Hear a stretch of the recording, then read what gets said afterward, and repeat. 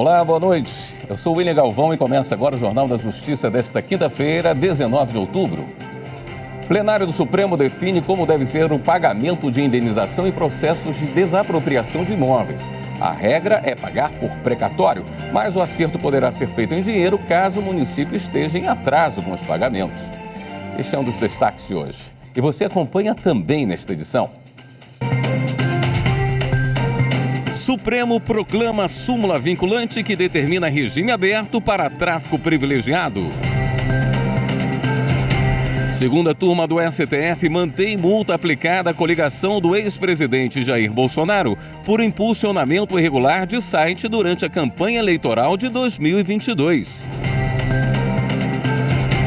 E ainda, TSE rejeita 2 ações de investigação eleitoral contra Lula e Alckmin por abuso de poder econômico e uso indevido de meios de comunicação.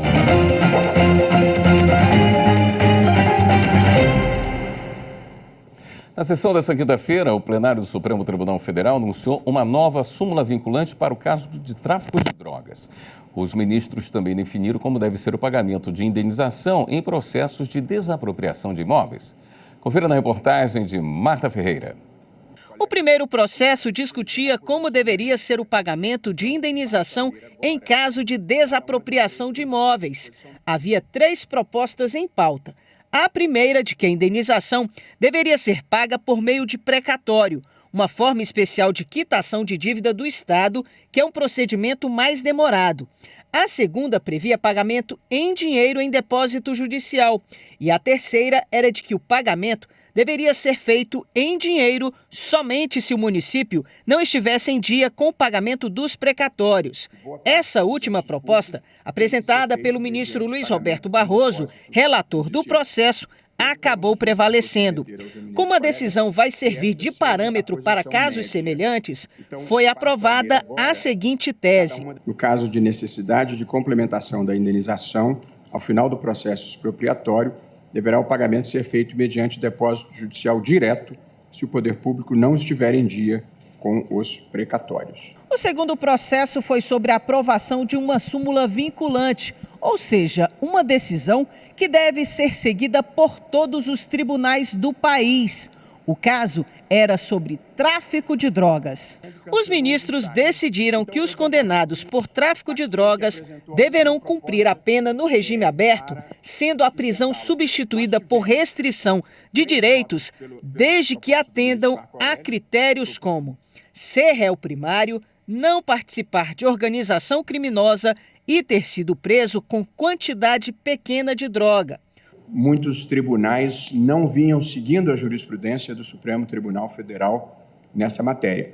Para que as pessoas possam entender do que se trata, o tráfico privilegiado é o que vem definido no parágrafo 4º do artigo 33 da Lei de Drogas, 11.343, e o parágrafo 4º diz o seguinte: nos delitos definidos no caput e no parágrafo deste artigo, que é o artigo dedicado ao tráfico, na lei específica, as penas poderão ser reduzidas de 1/6 a 2/3, desde que o agente seja primário, de bons antecedentes e não se dedique às atividades criminosas nem integre organização criminosa.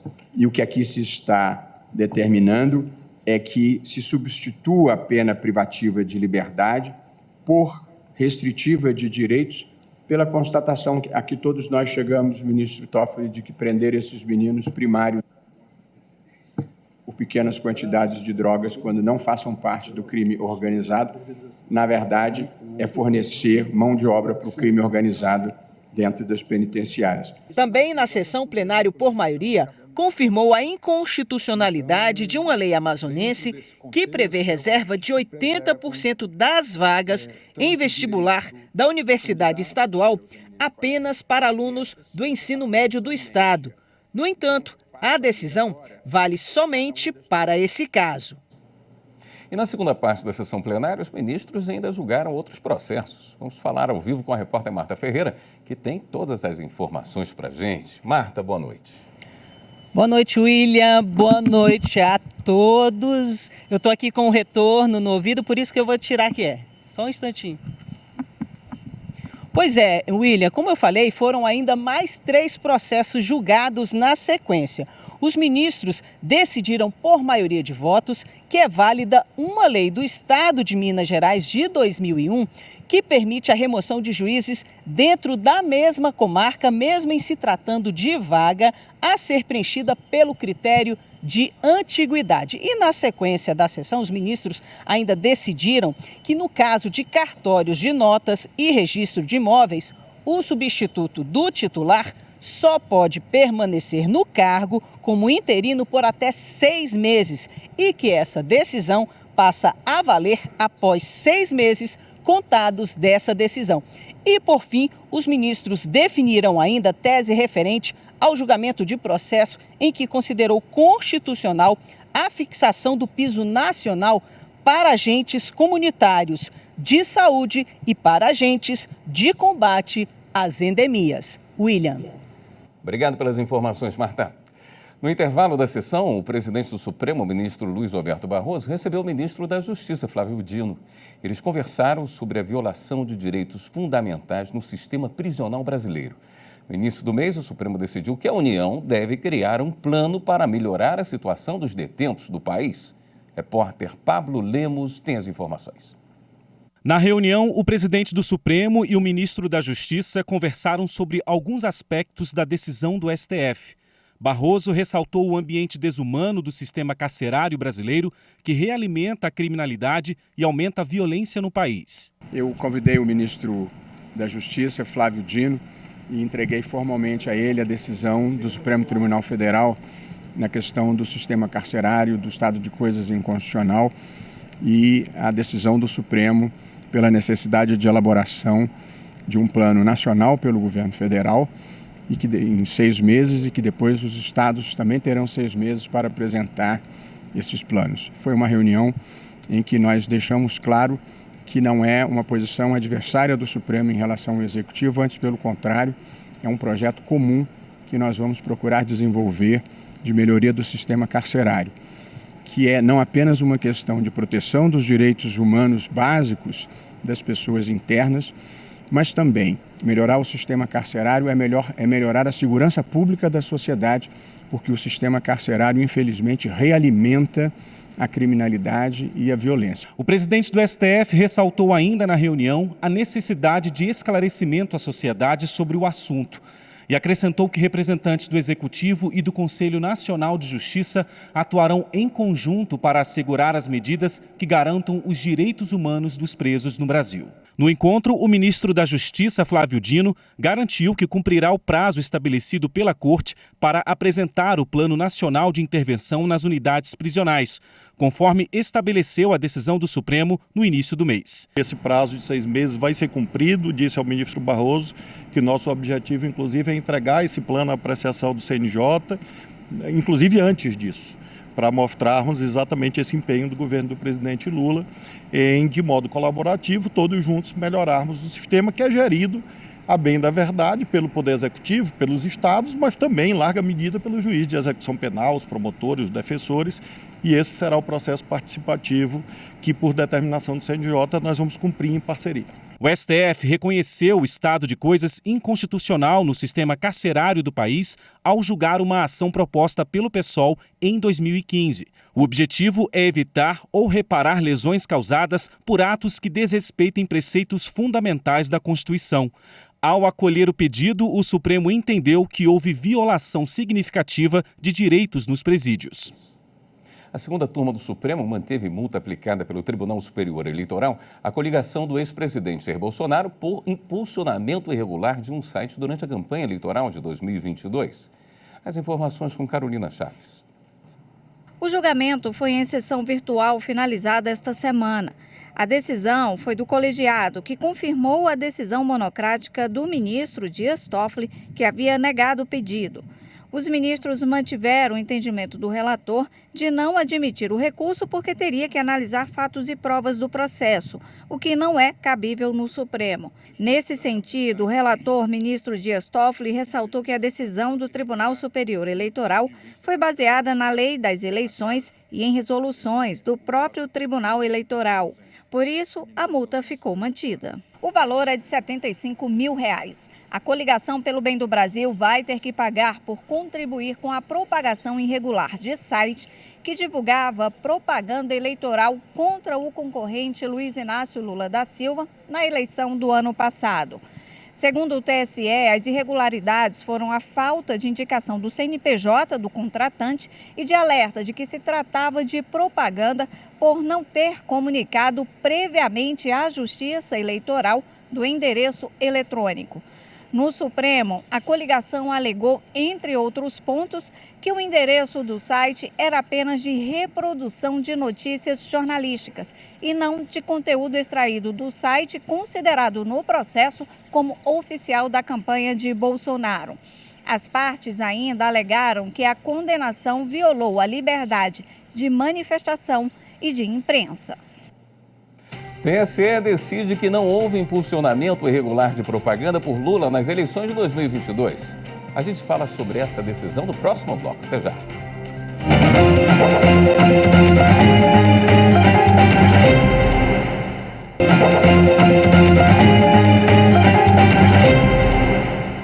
O plenário do Tribunal Superior Eleitoral rejeitou 2 ações contra a campanha do presidente Luiz Inácio Lula da Silva nas eleições do ano passado. Lula e o vice, Geraldo Alckmin, eram acusados de uso indevido dos meios de comunicação e abuso de poder econômico. A repórter Viviane Novaes traz os detalhes do julgamento.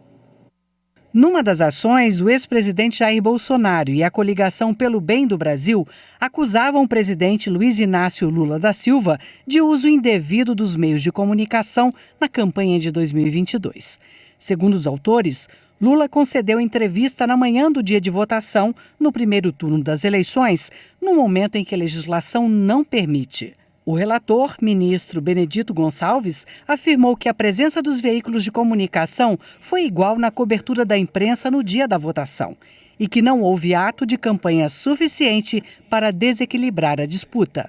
A entrevista coletiva durante o horário de votação foi ato pontual e que foi praticado de forma similar pelo candidato investigante, sendo incapaz de ferir a liberdade do voto e isonomia. E 2, o comício, ato de maior envergadura, não impactou sobre o exercício do voto no primeiro turno. Na outra ação, a Coligação pelo Bem do Brasil e Bolsonaro acusavam Lula e o vice-presidente Geraldo Alckmin de abuso de poder econômico e também de uso indevido dos meios de comunicação. A campanha deles teria o patrocínio do Google.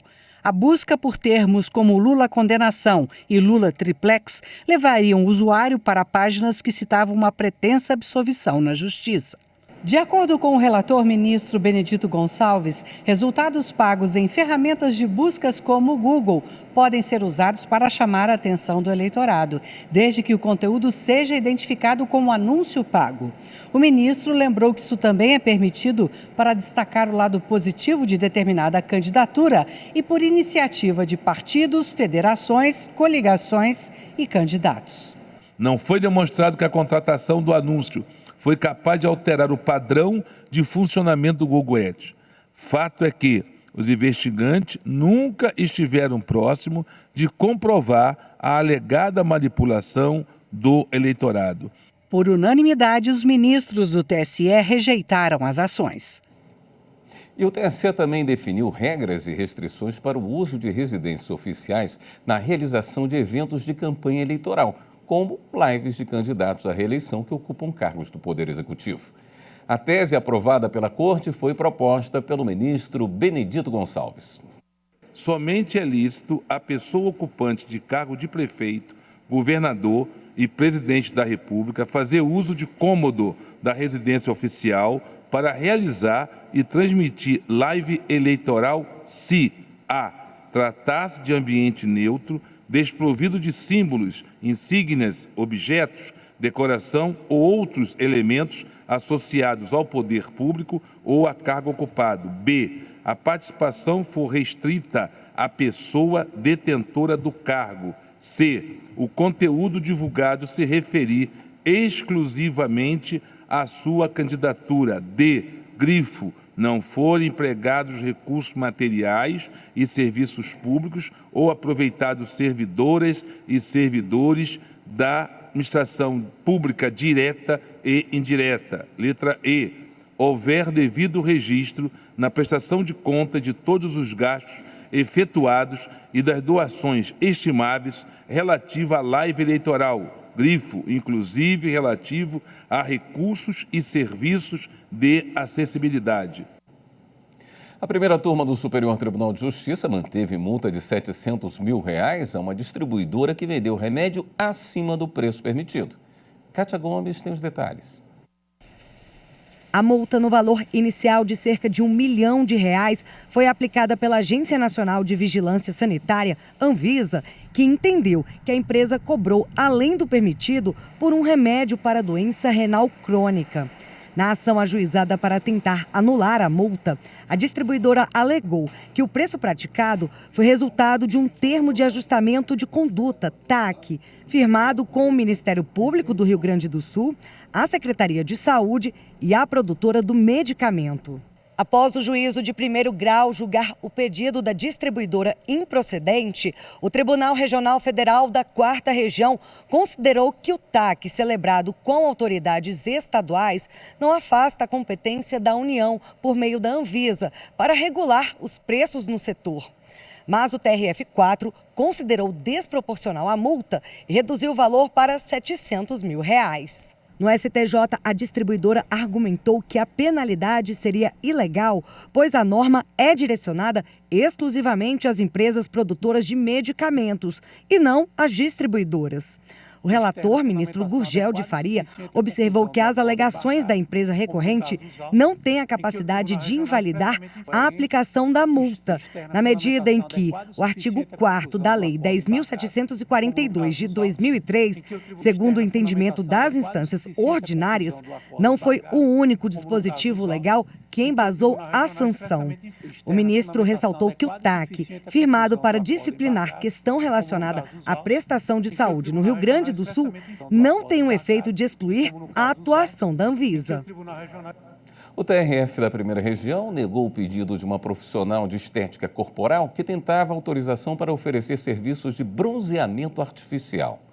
William Nascimento. A utilização da câmara de bronzeamento artificial é proibida pela Agência Nacional de Vigilância Sanitária, a Anvisa, desde 2009, por oferecer risco à saúde. Ao recorrer da decisão de primeira instância, a mulher alegou que a Anvisa não pode proibir uma determinada prática, sob pena de violação ao livre exercício da profissão, estabelecida na Constituição Federal. No entanto, o recurso foi negado pelo relator no TRF da primeira região, juiz federal convocado, Alisson Fontinelli. De acordo com o magistrado, a proibição do uso das câmeras de bronzeamento não provém de meras hipóteses ou informações infundadas e está embasada em um estudo de órgão ligado à Organização Mundial de Saúde, a OMS, especializado em pesquisas sobre o câncer. O estudo aponta a relação direta da exposição aos raios ultravioletas e a ocorrência do câncer de pele, classificando o uso de equipamentos com emissão de tais raios como cancerígenos, o que inclui as câmeras de bronzeamento artificial. Contra o argumento da apelante, o magistrado ressaltou que, em matéria de vigilância sanitária, a Anvisa possui a atribuição legalmente conferida de proteger a saúde da população, mediante normatização, controle e fiscalização de produtos voltados à saúde, podendo restringir ou proibir o uso de determinados equipamentos que coloquem em risco a saúde das pessoas. A seguir, MPF entra com ação contra o Conselho Regional de Medicina do Rio por proibição de participação de médicos em partos domiciliares planejados. Voltamos em instantes.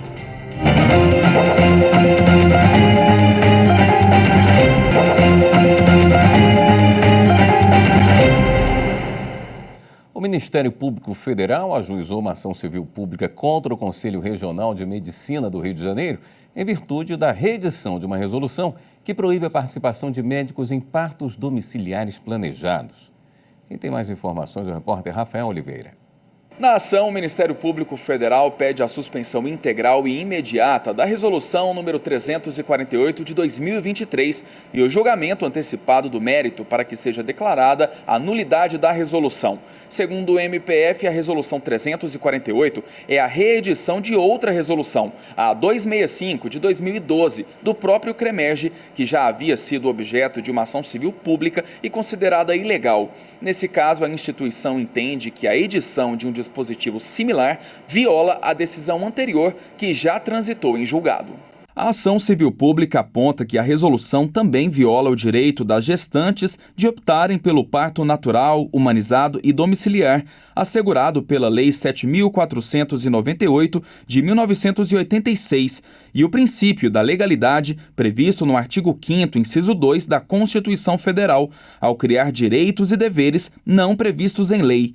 A resolução do CREMERGE, de acordo com o MPF, ainda infringe o direito personalíssimo ao próprio corpo e do princípio da dignidade da pessoa humana, previsto como fundamento da República Federativa do Brasil, no artigo 1º, inciso 3 da Constituição Federal. O pedido agora aguarda análise da Justiça Federal. E o Ministério Público Federal no Rio de Janeiro inaugurou o Memorial MPF-RJ, Nossa História em Movimento. A ideia é usar a estética das artes para abordar temas de atuação do órgão, como mostra o repórter Alexandro Vieira. A primeira exposição que está ocupando o espaço se chama Justiça de Transição Não é Transação, a brutalidade e o jardim. A proposta é expor o contexto de repressão e crimes praticados pelo regime militar. E para falar da atuação do MPF nessa temática, a curadoria conta com obras de grandes artistas e ainda vídeos com depoimentos. A boa notícia para você que é carioca ou está de passagem pela cidade é que a mostra já está aberta ao público, do meio-dia às 5 da tarde, de segunda a sexta, aqui na sede do órgão, no centro do Rio. A exposição segue até o dia 31 de março de 2024. A entrada é franca. Em Mato Grosso, magistrados e assessores participam de um curso sobre investigação de crimes virtuais e blindagem cibernética. De acordo com a Secretaria de Segurança Pública, de janeiro a julho deste ano, foram registrados quase 12 mil crimes cibernéticos no estado. A reportagem é de Maritza Fonseca. Conforme a tecnologia avança, evoluem também os tipos de crimes e golpes na internet. Os cybercriminosos têm se aprimorado cada vez mais e utilizado recursos sofisticados para atingir os objetivos ilegais. As modalidades tradicionais de roubo, de furto, elas sofreram uma mutação para a área da tecnologia. Inúmeros golpes são praticados por intermédio de WhatsApp, por intermédio de senhas virtuais, pelo meio virtual, pela ambiência virtual. Então houve essa mutação da modalidade de crimes. Para atuar com mais habilidade e blindar ciberneticamente contra as ameaças virtuais, a investigação de crimes virtuais e blindagem cibernética foi tema deste curso, voltado para magistrados e assessores, realizado pela Escola Superior da Magistratura, a ESMAGES. Vão ser repassadas inúmeras tecnologias, expertise, para que os juízes eles mais bem conheçam esses caminhos da tecnologia para que mais bem possam desempenhar suas funções, exarar suas decisões, proferir suas decisões com uma certeza maior.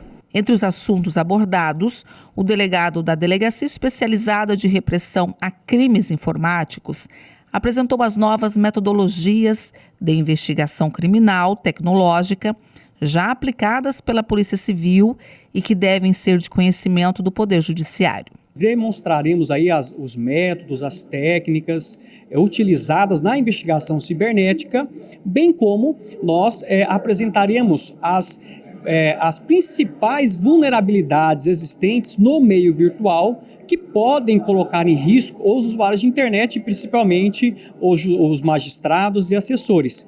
E uma vez ao apresentar essas vulnerabilidades, nós demonstraremos quais seriam então as soluções, como corrigir essas vulnerabilidades a fim de evitar aí ataques virtuais. Os golpes mais comuns são aplicados na internet. Os atores do sistema de justiça criminal devem atuar em sintonia. Nós vamos ter condições de julgar melhor, nós vamos ter condições, inclusive, os juízes cíveis, por exemplo, até para julgar certas indenizações. A responsabilidade foi de quem? De quem teve essa responsabilidade, por exemplo, num ataque a um banco, por exemplo, numa conta bancária. Foi do banco? Foi falha na segurança do banco? Ou foi na falha do próprio cliente? Então isso é muito importante para poder a gente dar uma prestação jurisdicional mais adequada. Ao contrário do que muitos pensam, a internet não é uma terra sem lei. A polícia orienta que todos aqueles que forem vítimas de golpe recorram à delegacia especializada. E para evitar o golpe, desconfie.